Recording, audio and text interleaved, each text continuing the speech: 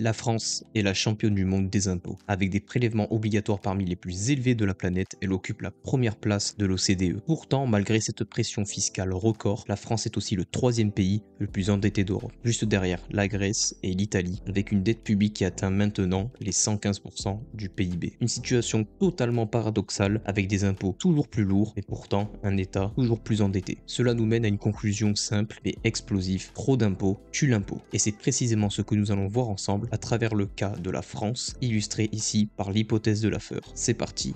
Bonjour tout le monde et bienvenue dans cette nouvelle vidéo. Aujourd'hui nous allons voir en quoi trop d'impôts tue l'impôt, notamment avec le cas ici de la France. Je vais essayer d'argumenter tout ça en vous amenant pas mal d'exemples qui prouvent que actuellement la France est dans une situation qui est quand même compliquée et qui est due notamment à la pression fiscale qui est beaucoup trop lourde en France. Premièrement, il faut mettre les choses dans son contexte. La France est un pays tout simplement qui a des impôts énormes. C'est tout simplement le premier au niveau de l'OCDE avec des prélèvements obligatoires qui atteignent presque les 48% du PIB en 2022. Mais pourtant, la dette publique aujourd'hui en 2025 à l'heure où je vous parle est de l'ordre du 115% du PIB. C'est absolument énorme. Quand on compare à nos pays voisins, l'Allemagne c'est 39%, donc c'est quand même déjà moins que chez nous en France. Et la Suisse c'est 28%, ce qui est quand même beaucoup mieux, et on a notamment aussi les États-Unis qui sont à 27%. Et pourtant ces pays-là ne sont pas du tout dans la situation de la France. Alors oui, on a les États-Unis qui est un pays pas mal endetté, mais c'est quand même un pays qui est à part parce qu'ils ont d'ailleurs une monnaie très très forte et ils ont une croissance du PIB qui est absolument exceptionnelle. Mais sinon pour le cas de l'Allemagne et de la Suisse, c'est des pays qui sont très peu endettés par rapport à leur production intérieure, donc par rapport au produit intérieur brut. Ce qui nous mène du coup rapidement à la conclusion: trop d'impôts tue l'impôt, et c'est ce que je vais essayer de vous montrer à travers cette vidéo, notamment à travers l'hypothèse de Laffer. Alors qu'est-ce que Laffer? Laffer en fait c'est une courbe qui montre que tout simplement pour un État, le but c'est d'avoir le plus de recettes fiscales. Ça paraît tout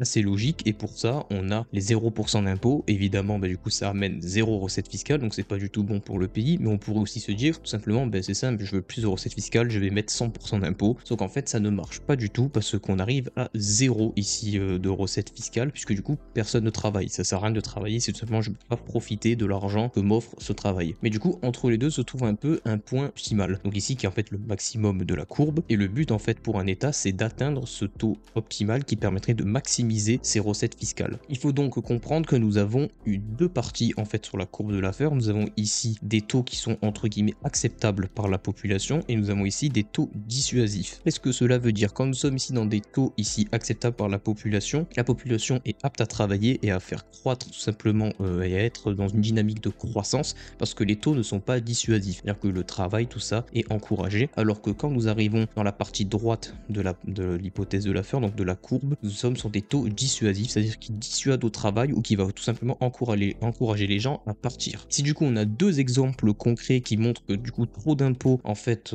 simplement fait partir du capital, donc vient réduire les recettes fiscales, c'est l'exode fiscal. Premièrement, on a en 2025 on a eu plus de 800 millionnaires qui sont partis de la France, donc ils sont dus aussi à l'exode fiscal. Mais on a aussi une baisse de l'activité professionnelle, parce qu'en fait on pense directement que quand il y a trop d'impôts c'est uniquement les riches qui partent, mais c'est faux. On a aussi toute la population qui est atteinte par ça, notamment par le fait que les gens travaillent beaucoup moins. Le meilleur exemple que je peux vous donner c'est les professionnels de santé. Moi pour ma part, mon médecin maintenant ne travaille ni le lundi et ni le vendredi après-midi. Il y en a beaucoup qui maintenant se mettent à travailler en fait seulement 3 jours par semaine au lieu de 5. Pourquoi? Parce que tout simplement les charges et notamment l'impôt sur le revenu est beaucoup trop élevé, donc pour eux ça sert à rien de trop travailler pour être taxé au final à 41-45%. Donc au final en résultat il y a moins d'activité, donc moins de recettes fiscales pour la France. Maintenant je vais vous donner des exemples beaucoup plus concrets qui viennent appuyer simplement ces propos. C'est premièrement le passage de l'impôt sur la fortune à l'impôt sur la fortune immobilière. Avant 2017 on avait seulement l'impôt sur la fortune qui du coup rapporte à peu près 6 milliards d'euros. Ensuite quand Emmanuel Macron est venu au pouvoir, ça a été remplacé par l'IFI, donc l'impôt sur la fortune immobilière, qui rapporte effectivement que 1,8 milliard d'euros par an. Donc on pourrait se dire qu'il y a une baisse tout simplement ici des recettes fiscales. Sauf que au final ce qu'il y a eu c'est que le coût économique a été estimé entre 7 et à 10 milliards donc de pertes économiques dues en fait à des délocalisations ou à des exils fiscaux, donc des investissements qui sont simplement perdus parce qu'on a eu des départs tout simplement de riches. Du coup quand est venu l'IFI, certes on a eu que 1,8 milliard d'euros par an comparé à 6 milliards d'euros par an, mais on a eu une baisse des expatriations fiscales et on a même eu des retours de certains contribuables. C'est notamment ici ce que nous montre France Stratégie, on a eu un retour net de contribuables imposables. En 2020, on a eu 380 retours ici de riches contre 220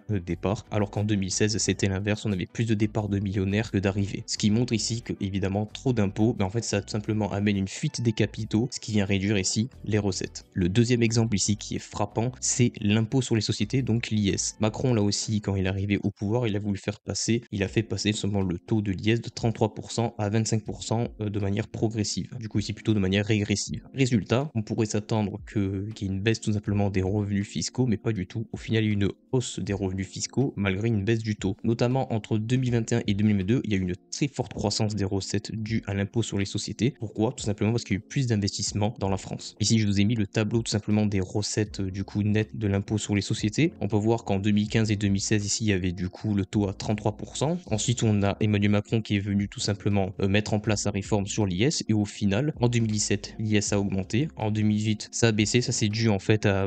il y a eu pas mal d'impôts sur l'impôt sur le crédit recherche, etc. Mais au final, les recettes fiscales n'ont fait que augmenter avec notamment une explosion ici en 2022. Même en 2023, c'est plutôt pas trop mal quand on compare aux années précédentes. Donc au final, là, on voit que moins de taux de prélèvement amènent plus de recettes pour l'État français. Troisième exemple ici, c'est sur la taxe sur les yachts, donc les bateaux de luxe. Celui-là, il est très marrant. Il est un peu anecdotique, mais ça montre en fait bien l'enfer fiscal qu'essaie de mettre en place la France. Enfin, en fait, on est déjà dans un enfer fiscal, mais au final, en fait, ça marche pas du tout. Donc en 2017, il y a une taxe sur les yachts qui a été mise en place et en fait, l'objectif, c'était de récupérer 4 millions d'euros par an. Au final, en 2018, en réel, il y a eu seulement 20 000 euros d'amassés avec cette taxe. Donc c'est totalement ridicule. C'est tout simplement un gros bide. Les raisons, c'est très simple. En fait, un bateau, ça bouge. C'est aussi bête que ça. Donc tout simplement, les bateaux, ils ont été immatriculés à l'étranger ou alors ils ont été déplacés dans des ports où tout simplement, il n'y avait pas de taxe sur les yachts. Donc là, en l'occurrence, Monaco pour ceux qui voulaient rester en France ou alors des pays voisins comme l'Italie ou l'Espagne. Donc au final, l'impôt ici a totalement détruit la base taxable qui était déjà là présent. Donc c'est un échec total en fait. C'est-à-dire que au final, les yachts sont partis et on a perdu de l'argent. Pour élargir aussi un petit peu le spectre, je vous ai mis notamment des exemples internationaux, notamment ici sur l'impôt sur les sociétés. C'est-à-dire qu'au Royaume-Uni aussi, ils ont fait une baisse de leur impôt sur les sociétés. Ils ont eu un accroissement de leurs recettes de plus 4,8% par an. De même en Allemagne avec plus 6,4% par an. Et de même aussi en Corée du Sud qui a amené plus 8,4% par an. Ce que je vais vous montrer par là, c'est que la France n'est pas non plus un cas isolé. C'est-à-dire que même dans les autres pays, en réduisant les taux, en fait, on stimule l'activité et on augmente du coup les recettes pour l'État. Un autre exemple dont j'aimerais vous parler, parce qu'on parle tout le temps là aussi de la partie société, de la partie entreprise, mais on oublie aussi de parler de la partie tout simplement de nous, tout simplement de la partie humaine et notamment simplement de tous les collaborateurs, donc tous les travailleurs en France. Il faut savoir que la France est l'un des pays qui connaît le plus fort départ de jeunes diplômés et de cadres qualifiés, tout l'OCDE. Selon l'INSEE, on a à peu près 3,5 millions de Français qui vivent actuellement à l'étranger, donc une grande part croissante d'entrepreneurs et d'ingénieurs. On a environ en 2023 15% des ingénieurs qui travaillent à l'étranger contre 13% en 2005. C'est une augmentation régulière sur les 20 dernières années et il faut savoir que depuis l'an 2000, cette proportion a plus que doublé. Et on a aussi une autre stat qui est très inquiétante quand on les interroge. On a notamment ingénieurs expatriés sur 3 qui envisagent de ne pas revenir en France. Les destinations principales en général pour l'exode sont tout simplement la Suisse, les États-Unis, l'Allemagne. On a notamment aussi l'essor de l'Asie. Tout simplement pourquoi? Les raisons, elles sont très simples. C'est qu'il y a beaucoup plus d'opportunités professionnelles, donc tout simplement beaucoup plus. Les salaires sont beaucoup plus attractifs. Il y a moins aussi de limites, de normes, etc. Donc l'innovation est plus portée. Et on a aussi surtout une fiscalité beaucoup moins lourde. L'impôt sur le revenu est moins lourd. Les cotisations, etc. sont beaucoup plus faibles, notamment dans des pays comme la Suisse ou les États-Unis. Ça a une conséquence désastreuse pour la France parce que du coup, c'est une perte d'innovation énorme. Notamment les entreprises du coup ont beaucoup plus de mal à recruter de la main-d'œuvre qualifiée et du coup, ça peut amener là aussi une perte de recettes fiscales potentielles pour la France parce que du coup, c'est des entreprises qui ne sont pas innovantes. Le meilleur exemple pour ça que je peux vous montrer, c'est que dans le CAC 40, on n'a aucune entreprise tech. On n'a aucune entreprise qui équivaut un peu à SAP, Microsoft, Google, etc. On n'a aucune tout simplement parce qu'en France, on a tué l'innovation. On a tué l'innovation à coup de normes. Donc ça, du coup, c'est un autre sujet. Ces gens-là, les très bons développeurs, les très bons codeurs, les très bons data scientists, etc. ne restent pas en France. Ils ne restent pas en France parce qu'il n'y a pas d'opportunité. Et en plus de ça, on va leur demander de faire un travail monstre pour un salaire ridicule et qui en plus de ça se fait lourdement imposer. Enfin, la courbe de Laffer ici illustre totalement ce phénomène parce qu'au final, quand les impôts sont trop élevés, ce ne sont pas seulement les recettes qui chutent, mais aussi la richesse produite dans le pays qui baisse parce que tout simplement les gens partent pour aller contribuer à d'autres pays. On entend là aussi très souvent l'argument de juste, en fait, on peut juste taxer les gens qui partent, c'est-à-dire mettre en fait comme une exit tax, c'est-à-dire que les gens, même s'ils partent ailleurs, tout simplement, on les taxerait un peu comme fait les États-Unis. Faut savoir que déjà, c'est très difficilement possible impossible, c'est même presque impossible à mettre en place. Même taxer au final, mettre une exit tax, ça marche pas parce que l'affaire ne dit pas uniquement que les gens partent, que les capitaux partent. Il dit aussi qu'on a une baisse de l'activité économique générale. Le meilleur exemple que je peux vous donner pour ça, que j'avais du coup cité en introduction, c'est l'exercice libéral en France. On a moins d'activité qu'avant, notamment dans le corps médical. Il faut savoir qu'entre 2016 et 2027, donc c'est une prévision, on a l'offre des soins qui va être diminuée de 23%, alors que eux, les effectifs diminuent de seulement 14%. En gros, cela signifie que le temps médical réellement disponible baisse beaucoup plus vite que le simple nombre de médecins. On a notamment, il y a 20 ans, on avait le cliché, mais qui est en fait totalement vrai, qu'un médecin, ça travaille énormément. Le médecin de famille qui exerçait en moyenne 80 heures par semaine. Aujourd'hui, il faut savoir que certains médecins ne font à temps partiel seulement 20 heures par semaine. Comme je vous avais cité en introduction, on a de plus en plus de kinés, d'ostéopathes, de médecins, de spécialistes même parfois, qui au final travaillent à mi-temps parce que ça ne sert à rien pour eux de travailler plus, parce que travailler plus n'engendre pas gagner plus. C'est-à-dire qu'ils vont travailler 2 fois plus, mais pas pour gagner 2 fois plus, parce qu'au final, ils vont être taxés à presque 50% quand on prend l'IS plus même les prélèvements sociaux. Au final, on se retrouve à 60%. Donc au final, ils préfèrent ne pas travailler, faire d'autres activités, et c'est très mauvais. Là, du coup, pour l'économie, on a une baisse tout simplement de l'activité économique. Et du coup, on a un exemple très concret ici, qui est du coup la source est le Sénat, donc directement l'État en plus. Dans certaines zones rurales, on a seulement 7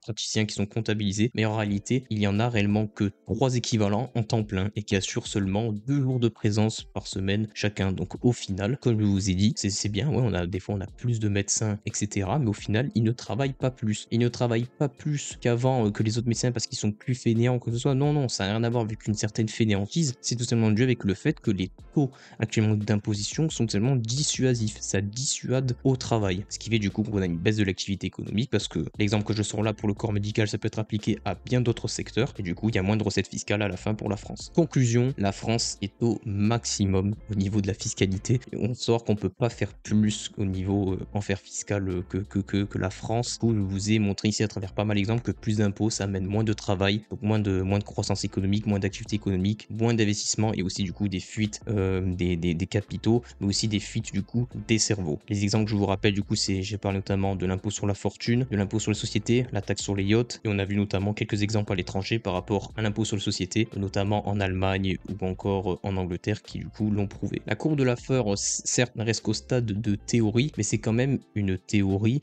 qui de plus en plus se rapproche d'une certaine réalité, notamment sur le fait que totalement en France, nous sommes avec des taux d'imposition totalement dissuasifs qui dissuadent au travail. Et il est là d'ailleurs tout l'enjeu, c'est qu'au final, quand on écoute certains politiques qui veulent encore augmenter les impôts, alors des fois c'est pas tout le temps directement sur les particuliers, mais ça va être sur les sociétés ou sur les hauts revenus. Sauf que le problème en France, c'est que dès qu'on touche 3000 euros net d'impôts, on est considéré comme un haut revenu, alors qu'avec l'inflation récemment, tout ça qu'il y a eu, on est très loin d'être parmi une classe aisée ou même classe haute. Donc au final, c'est vrai que la France se retrouve dans une impasse actuellement. C'est très complexe de voir en fait plutôt l'avenir de la France sur ces sujets-là, parce que c'est vrai que ça manque de corps politiques qui sont prêts à baisser les impôts. C'est vrai que du coup, quand on voit ça, on peut dire au final Macron a fait des efforts sur ça. Alors oui, il a fait des efforts pour les sociétés, pour les entreprises, mais il n'a fait aucun effort pour tout simplement le reste de la population. Et c'est là où je trouve que Macron a tout simplement échoué. Après, j'avoue qu'on rentre un petit peu dans mon avis personnel. C'est que oui, c'est bien, il a baissé l'IS, mais pourquoi il n'a pas baissé aussi l'IR? Pourquoi il n'a pas baissé l'impôt sur le revenu? Autant faire les choses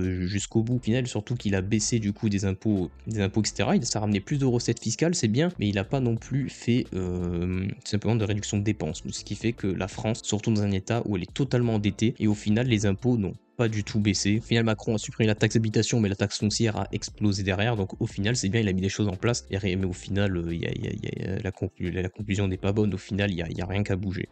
Je serais très curieux d'avoir votre avis en commentaire. N'hésitez pas à me faire un retour sur du coup tout ça, notamment sur les solutions qu'il faudrait mettre en place pour la France. Bon, je pense bien sûr qu'il faut baisser beaucoup les impôts et refaire en sorte que le travail soit rémunérateur, que l'investissement aussi. C'est aussi le but de cette chaîne. Hein, c'est aussi de parler d'investissement, etc. Comment investir et tout ça. Je vous invite d'ailleurs à aller regarder d'autres vidéos sur ces sujets-là. Si cette vidéo vous a plu, n'hésitez pas à lâcher le pouce bleu, à vous abonner pour ne louper aucune de mes vidéos. Je vous dis à très bientôt. Ciao, ciao!